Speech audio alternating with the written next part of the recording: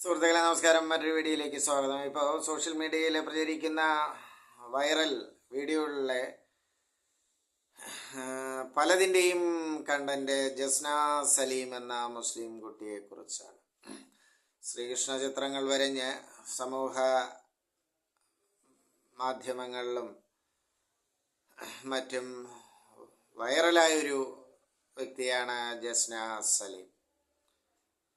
ശ്രീകൃഷ്ണ ജയന്തിയുടെ അന്ന് ഗുരുവായൂർ അമ്പലത്തിൻ്റെ മുമ്പിൽ കേക്ക് വെട്ടി ആഘോഷിക്കുകയും അത് വീഡിയോയിലേക്ക് പകർത്തുകയും സോഷ്യൽ മീഡിയയിൽ പോസ്റ്റ് ചെയ്യുകയും പിന്നെ തന്നെ ഒരു മോശം കമൻ്റ് പറഞ്ഞ ഒരു വ്യക്തിയെ ഗുരുവായൂർ അമ്പലത്തിന് പുറത്ത് വെച്ച് പിടികൂടുകയും അവരെ ചോദ്യം ചെയ്യുന്ന ദൃശ്യങ്ങളൊക്കെ പകർത്തി ആ വീഡിയോയും അപ്ലോഡ് ചെയ്യുകയും ഒക്കെ ചെയ്ത് വളരെ വൈറലായിരിക്കുകയാണ്. ഇന്ന് മിക്ക വ്ളോഗേഴ്സിൻ്റെയും കണ്ടന്റ് ജസ്ന സലീമുമായി ബന്ധപ്പെട്ട വിഷയങ്ങളാണ്. ഇപ്പോൾ ഒരു പരാതി വരുന്നത് ജസ്ന സലീം എന്ന വ്യക്തിക്ക് ഉണ്ണിക്കണ്ണൻ്റെ ചിത്രങ്ങൾ വരഞ്ഞാണല്ലോ ഈ ജസ്ന സലീം പ്രസിദ്ധയാകുന്നത്.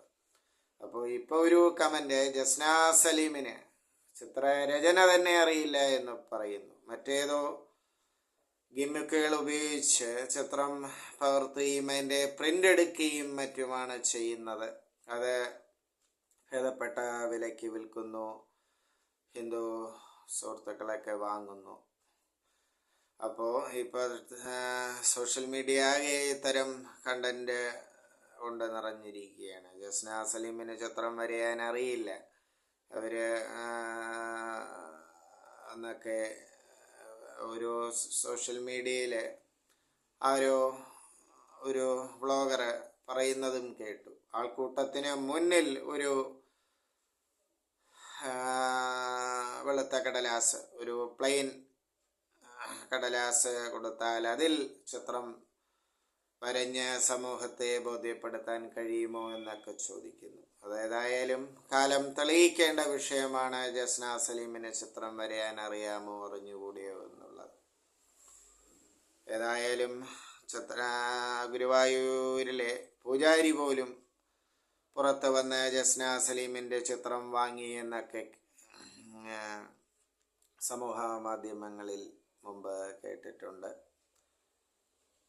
പണ്ട് ഹിന്ദു സമൂഹത്തിൻ്റെ ഇടയിൽ വൈഡായിട്ടൊരു അക്സെപ്റ്റൻസ് ഈ ജസ്ന സലീമിന് കിട്ടിയിരുന്നു. ഇപ്പോൾ ഹിന്ദു സമൂഹത്തിൻ്റെ ഭാഗത്തു നിന്ന് പോലും വിമർശനങ്ങളും മറ്റുമുണ്ടാകുന്നു. ചിത്രം വരഞ്ഞ്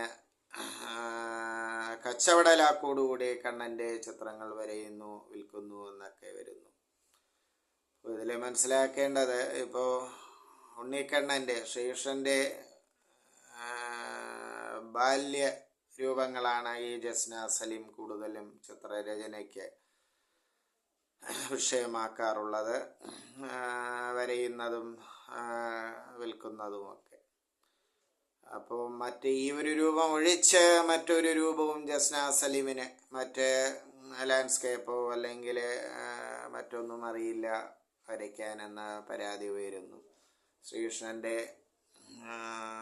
പല രൂപങ്ങൾ നാം ശ്രീകൃഷ്ണൻ എന്ന ദൈവത്തിൻ്റെ പല രൂപങ്ങൾ ചിത്രമായി കണ്ടിട്ടുണ്ട്. പക്ഷെ അതൊന്നും വരയാൻ അറിയില്ല ഈ ജസ്ന സലീമിന്. ഉണ്ണിക്കണ്ണൻ്റെ ഒരു പ്രത്യേക ഫോർമാറ്റിലുള്ള ചിത്രങ്ങൾ മാത്രമാണ് വരയുന്നതെന്ന് കേൾക്കുന്നത്. അപ്പോൾ ഏതായാലും ഇപ്പോൾ ചിത്രം